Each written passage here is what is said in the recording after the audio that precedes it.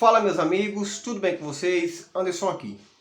Gente, hoje eu gostaria de falar com vocês acerca da mega operação que está acontecendo nas favelas. Na verdade, já a essa altura já encerrou, né?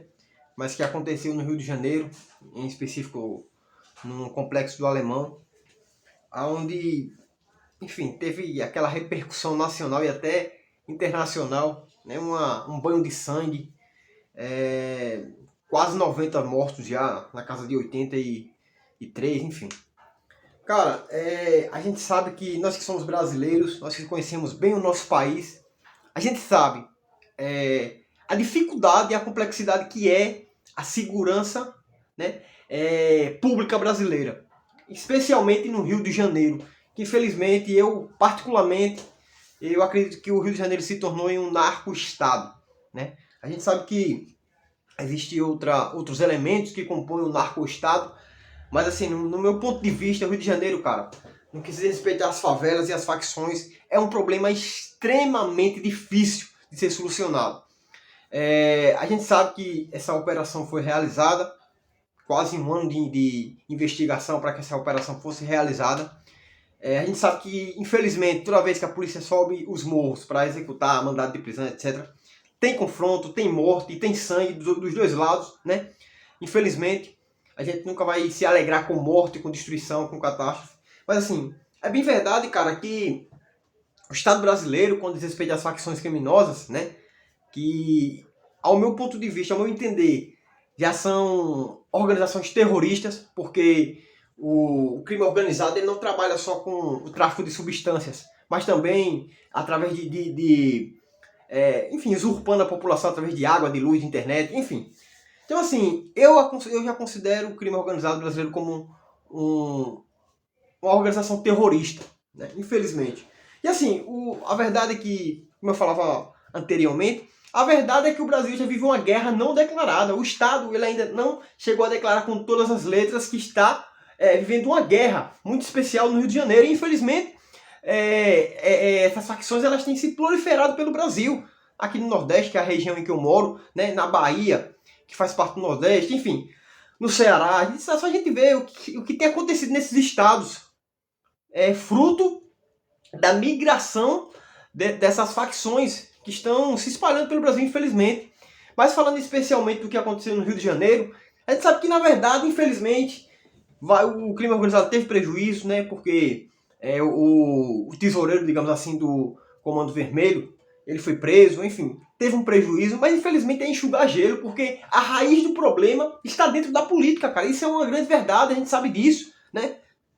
Envolvimento de políticos aí com o crime organizado, uma política de esquerda, não falando que o governo Bolsonaro fez alguma coisa no que diz respeito ao crime organizado, né? Um governo que se considerava de direita. Não, muito pelo contrário, tinha amigos mafiosos, tinha amigos milicianos. Então, assim, foi também outra bosta, essa é a grande verdade. Mas, assim, o governo do Lula, o governo com esse viés, né, de esquerda, com esse viés extremamente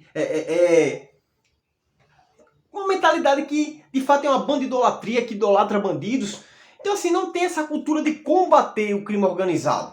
Muito pelo contrário, a gente viu quando o Dino, né, que hoje é o ministro do Supremo, mas quando era ministro da Segurança, né, da Justiça, melhor dizendo, o cara foi lá na favela tranquilamente, que é uma favela que é dominada pelo crime organizado, subiu lá, trocou ideia. Então, assim, é no mínimo estranho esse tipo de atitude e a gente sabe que as providências que o governo Lula tomou durante esses 3 anos foram providências que deixaram o crime organizado bem à vontade.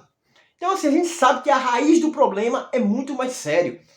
E não só no que diz respeito aos políticos, mas principalmente no que diz respeito às pessoas que colocam os políticos lá, que é o povo.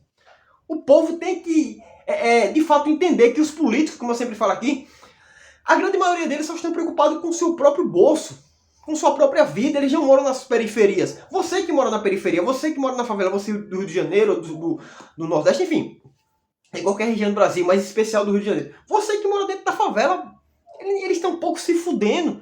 Eles estão nem aí pra você não, cara. Você é só um voto, você é só um número. Então, você tem que colocar a mão na consciência e pensar se de fato você está votando, você está exercendo a sua suposta democracia de forma correta, porra, no Brasil. Então você vota errado, vota em vagabundo, em político, em traficante travestido de vagabundo, de deputado, né? De fato, mafioso travestido de representante do povo. Você vota nesses vagabundos, é só você olhar o histórico de governadores do Rio de Janeiro. Pezão, né? O Cabral, só vagabundo, porra, tudo preso. Tá solto porque a justiça brasileira, a gente sabe como é que funciona. Mas enfim, porra, é só você analisar isso, é um problema muito mais complexo. E eu tô falando aqui da raiz do problema, que é a política. Mas a gente sabe que tem toda uma questão de cultura também no Brasil, né? Tem toda uma questão de manipulação através de cultura, através de música. Então, assim, é um problema bastante complexo. Né? É uma complexidade muito grande, que esse problema, de fato, ele tem que ser resolvido por etapas.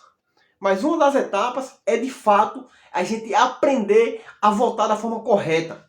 A gente não idolatrar vagabundo de político. Né?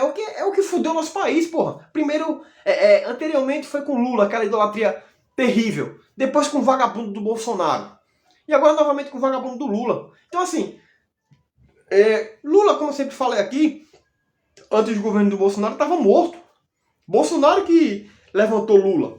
Né? Bolsonaro, através das suas vagabundagens, das suas burrices, das suas ignorâncias e da sua corrupção, que ressurgiu o PT, que ressuscitou o PT. Da mesma forma, agora, recentemente, a popularidade de Lula estava lá embaixo.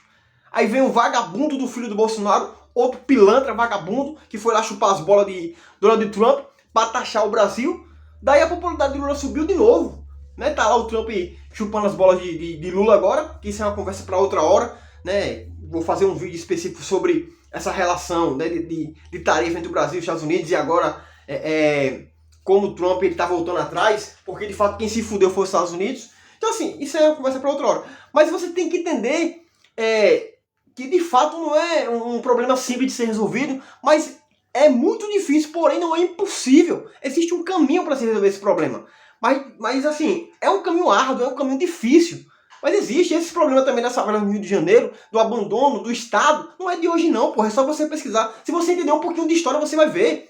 Né, em relação à guerra de Canudos, quando o Estado lá enviou um bocado de soldado para lutar em Canudos e prometeu terra, prometeu casa. Quando essas pessoas voltaram, jogaram essas pessoas ao léu. Então, o Estado sempre fudendo tudo. Se você for estudar a criação do comando do CV, né, que é o que domina, que é predominantemente ali, de fato, que domina as periferias do Rio de Janeiro. Se você for pesquisar a história do CV, você vai ver que foi de fato uma burrice do Estado também que criou essa facção, porra. De colocar preso político com preso comum. Então, assim, o Estado, de fato, ele é o grande responsável por essa merda que nós vemos hoje. Então, assim, mas graças a Deus, por enquanto, a gente vive uma democracia no Brasil. Então, assim, você tem que entender que quem elege essas pessoas são você. É você, o seu voto. Você tem que entender que quem coloca essas pessoas, quem dá poder a essas pessoas, somos nós, pô. Então a gente tem que entender isso, o poder que o nosso voto tem. Então, assim, é triste, é revoltante, né? Porque, assim, a gente não tem que se alegrar com um mar de sangue, com morte, enfim, com caos. Ah, mas vagabundo é bandido. Sim, beleza, a gente sabe que, de fato, o cara fez merda, o cara, de fato, é um vagabundo, ele tem que pagar a catástrofe, pelo desastre que ele fez. Mas dentro da lei. Mas infelizmente, cara, a gente sabe que não é tão fácil, não é tão simples. Quando o policial sobe lá, ele não vai ser recebido com flores. Ele é recebido com bala, com chumbo. Então, assim, ele tem que defender a sua integridade. E nessa defesa a gente sabe que, infelizmente, cara, muitas das vezes acontece óbitos. Então, assim, como eu falei, é complexo, é difícil, não é fácil. Não existe solução mágica.